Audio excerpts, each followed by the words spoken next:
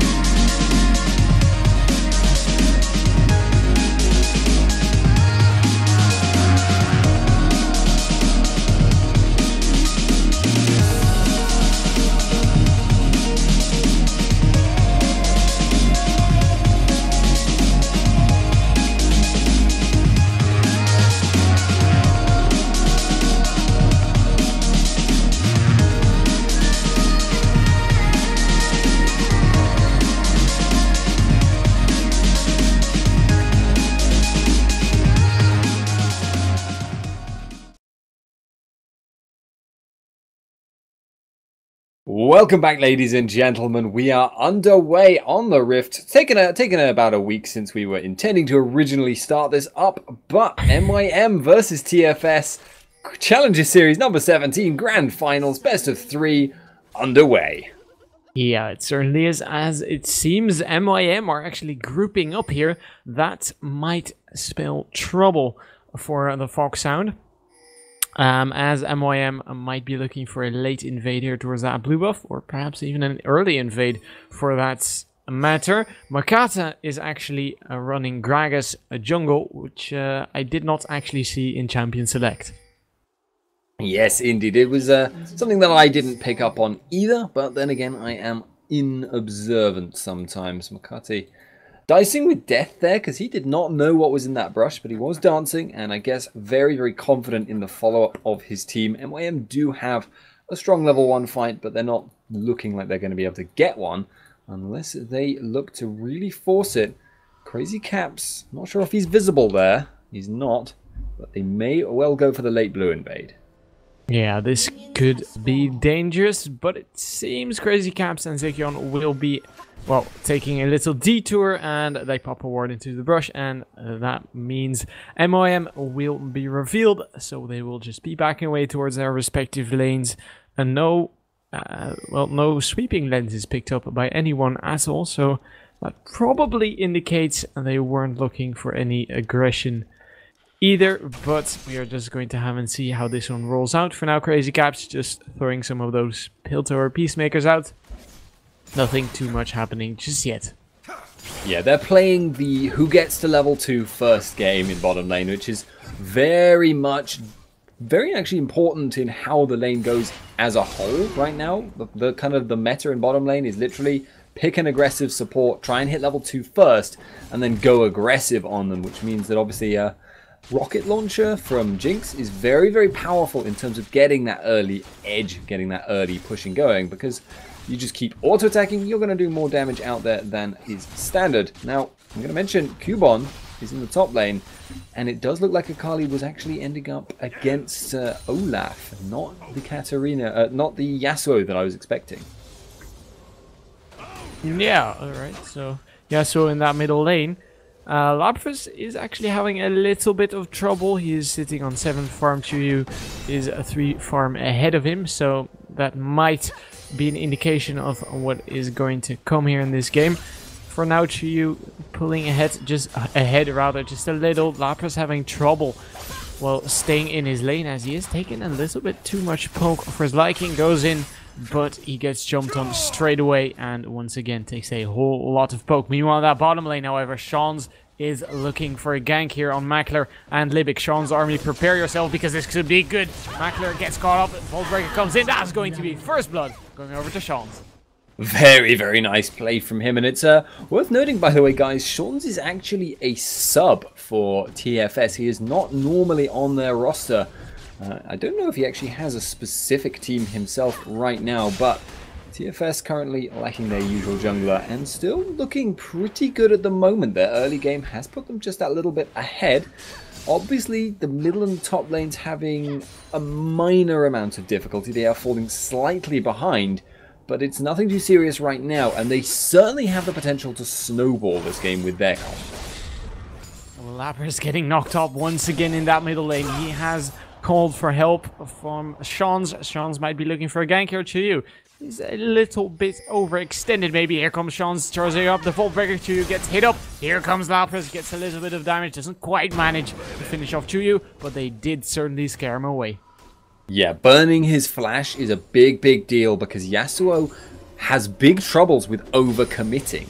Obviously, he has infinite dashes, but because he can only use them towards enemies, that means he can only really go further and further in towards the enemies, which can be a serious problem. Kuban, though, going to be finding Sean's. Yeah, this is very, very dangerous as we do see that Shroud coming down. Kuban reaching the safety of his turret, so no danger for him there in dying just yet. But Sean's and Sirius might actually be pushing out this lane. Meanwhile, that bottom lane action going on as well. Mackler taking a little bit of damage, but not dying either just yet. Yeah, starting to really suffer in this bottom lane here. Mackler and Libic are both looking a little bit low. Mackler is low on health, Libic quite low on mana, and that makes it difficult and much slower to charge the stun on Annie, which in turn obviously makes her a much weaker character. But they are going to be able to get a little bit of a breather as Caitlyn is going to take the opportunity to go back.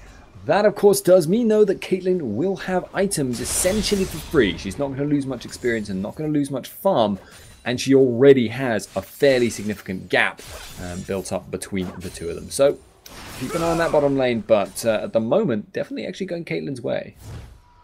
Yeah, it certainly is, as well, Mackler is looking to, well, gain back on a crazy camps for now, picking up some of those minions, and he as well will be returning to base, and he will probably be picking himself some items up as well, as he has got 2 Dorn's Blades already, so he did go for a little bit of an extra, well, damage peak, if you will, and he will be returning to lane with a longsword and some boots, so fairly standard stuff there as well. And, well, in that middle lane, we did actually see Chuyu recalling as well, so that might leave Lapras open, or that might leave Lapras the opportunity, actually, to, well, regain a little bit of that deficit he has got on himself. Yeah, about 12 CS between the two of them isn't too serious right now, but it is forcing Katarina into a relatively early Seeker's Arm Guard. Not too awful of a thing in and of itself, because obviously Katarina does like the Zhonya's, but it does mean you're not going to see that hyper-aggressive Deathfire Grasp Katarina that we've actually been seeing a little bit more of recently. So, worth noting, but right now, still not the end of the world. Chuyu, though, going aggressive. Yeah, this could be very, very bad, but Lapras is a little bit too slippery. Well, he did just walk away, and Chuyu didn't quite have the follow-up on his last breath, so he will just be, well, farming this one out, and they will both just be backing away. Lapras, well, he is aggressed on once more, and again, and Chuyu doesn't quite manage to finish him off from, well, just for now. Yes, indeed, but he's going to continue being aggressive in that lane, and so long as he has his Wind Wall available, he doesn't really need to worry about Katarina's ultimate. He can just walk away, plus he can rely on the fact that his ultimate's a very short cooldown to wait for that to come up again, and then look to go aggressive. He's really just using Last Breath as like his quick punishment ability, and very smart play here. Finds out that pink ward, which is a fairly standard thing to see now. Could get caught for it. Sean's looking to pursue that kill, or is he? Because Chuyu just walks away safely. Sean stood on a ward. He was actually looking for a gank on towards Chuyu, but Chuyu, well, kept a safe distance because he did spot out Sean's, who was, as I said, standing on a ward. Right now, however, Sean's rotating over towards that bottom area, as he will probably be picking up his blue buff, or he might just be gifting that one over to Lapras, I don't know. And in the end, he might be looking for a kill, or for a gank at least, on towards that bottom lane, as we do have Makata, who hasn't shown himself too much in that jungle. Sean's has been spending a lot of his time trying to get something done in the mid lane, but it's mostly being stymied because of this really good warding here. Chuyu basically sees every single possible gank path, unless Sean's does something really quirky, like going through the Baron pit. And I was thinking we were going to see a fight in the bottom lane there, but not going to happen after all. That has kind of meant that Sean's has been falling behind on farm comparative to his opponent jungler. And Makate now is actually sitting around in the top lane looking for Xerius, but instead just going to be able to push that in and help Olaf deny farm. Yeah, throws the barrow in there, forces Xerius to restart his recall, and well, in the end he is forced to cancel it entirely. But Sean's, Lapras, Zikion, and Crazy Camps will be capitalizing on that by sneak, or at least trying to sneak a dragon here. But here comes Makata and here comes Chuya. This could be very, very bad. Maybe it gets a 2-man stun with Tibers. Here comes a Super Mega Death Rocket as here comes the explosive cask as well. Zikion does manage to survive just for now. Great flash out of him.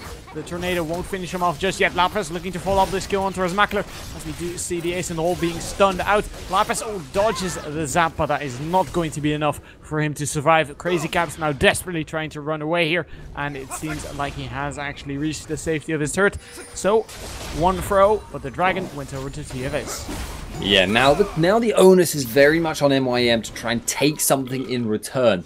Can they kill Caitlyn if she stays? And can they, in fact, take the tower? With the Tibbers tank, most likely they will, which actually means they are coming out a little bit ahead. But you may be able to notice now there is a teleport coming in behind them. It's Katarina. Lapras there could be able to pick up a kill on Libic very, very easily if she can get on her, but it's so risky. Yeah, this is very risky indeed. Gets stunned out of the Death Lotus, and this is not good for him at all. Being forced out almost instantly. Crazy Cat's in all kinds of trouble as well. But Chuyu taking so much damage for himself. Rushes in and once again, but he gets finished off mid-animation, so that is not good for him at all. Maybe overstayed his welcome there a little bit too much. Nice usage there of Lapras's slightly surprising level of tankiness at this stage. With the Doran's shield and the Seeker's arm guard, he was actually able to just withstand an awful lot of the damage being thrown at him. And as a result, that was kind of what threw Chuyu off, who tried to pursue him a little bit too far, a little bit too deep. Came very close. It was only a very narrow mistake, but a mistake nonetheless, and it did cost him that kill.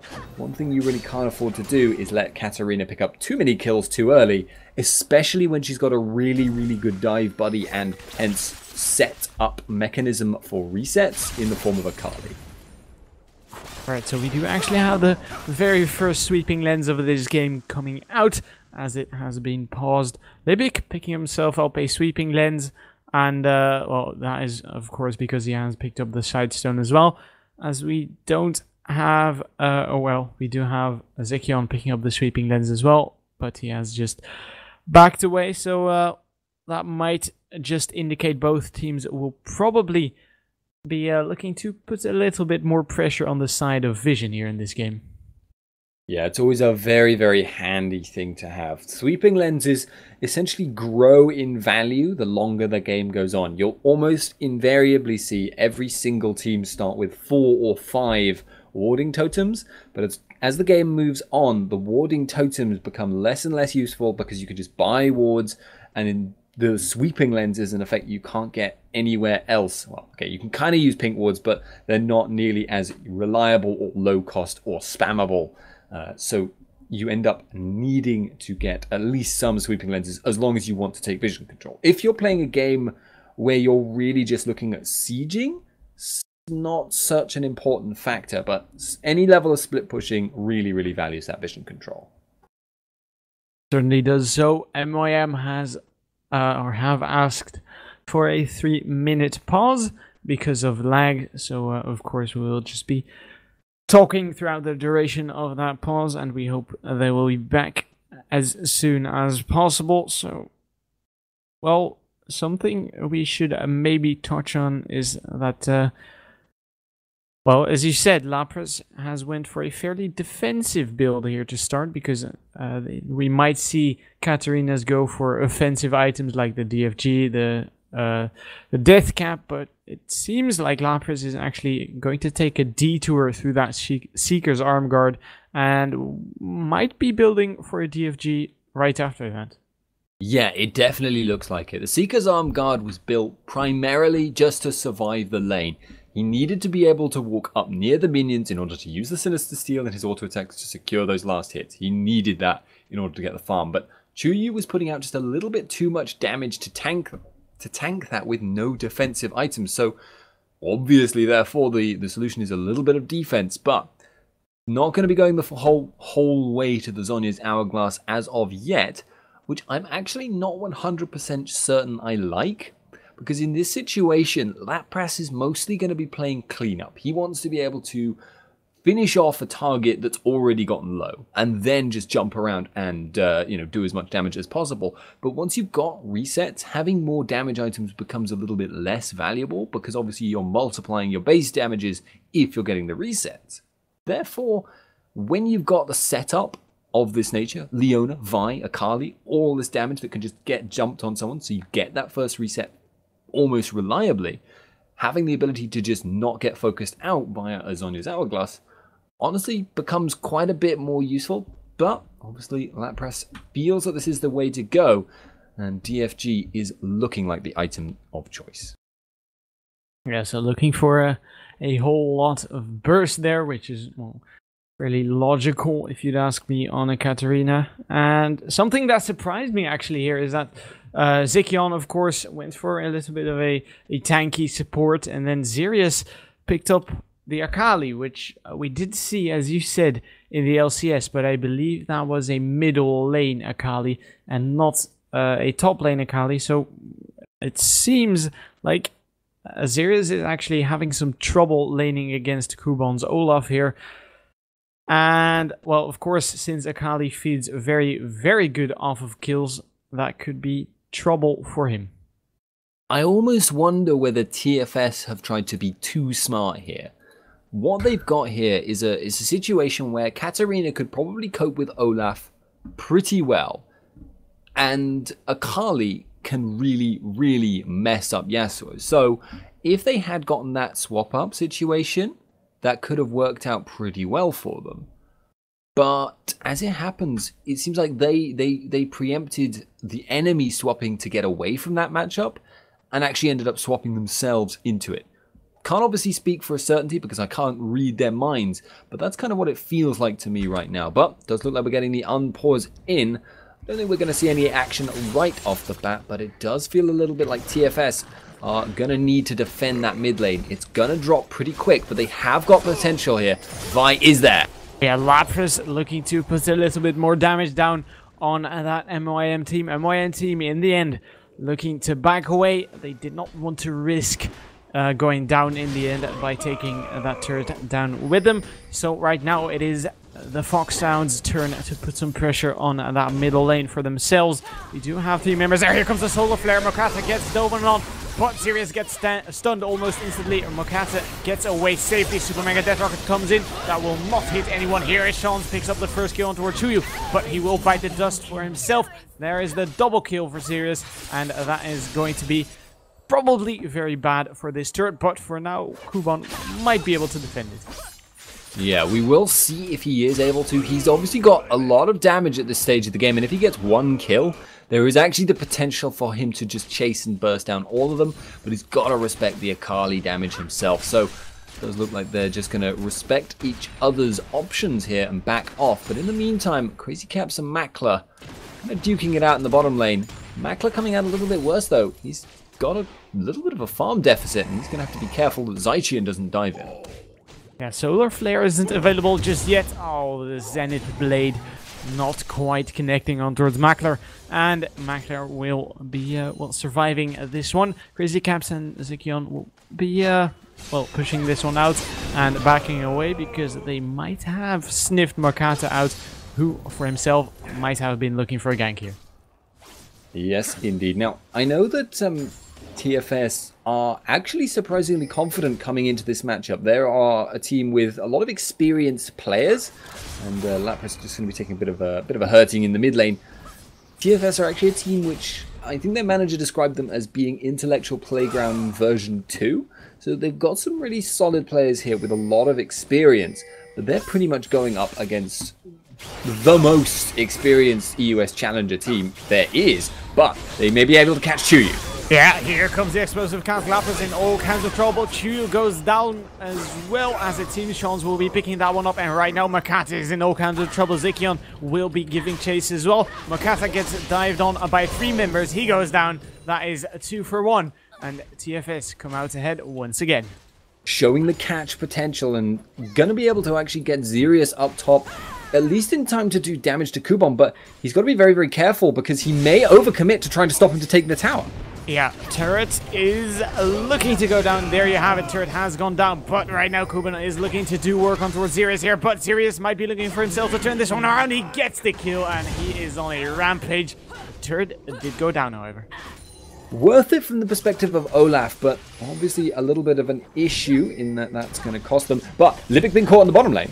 Yeah, that could be bad for him. Libic taking a whole lot of damage. Here come the Flame Chompers, and Libic bites the dust. That is not good for him at all. Zikion right now looking to chase down Makler. Ace in the hole. Assault and Battery just gets exploded on the spot. 9-3. That is not looking good for MYM.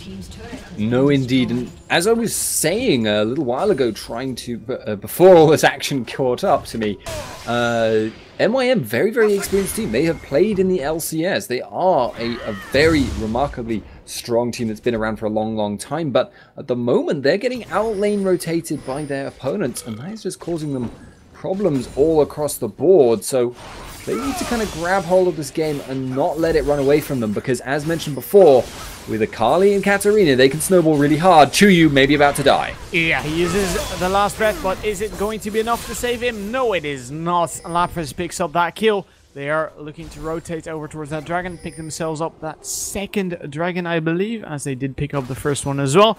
That one was a little bit messy, but it seems like this one is going to be very uncontested for them.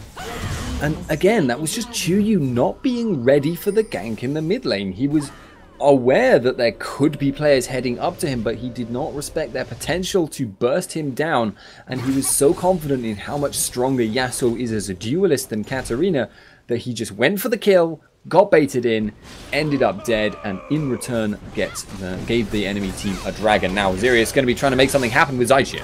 Yeah, Libic is out of options here. Rather, Zachin will be picking up that kill, taking that one home. 11-3 MYM. Having I wanted to say struggles in this game.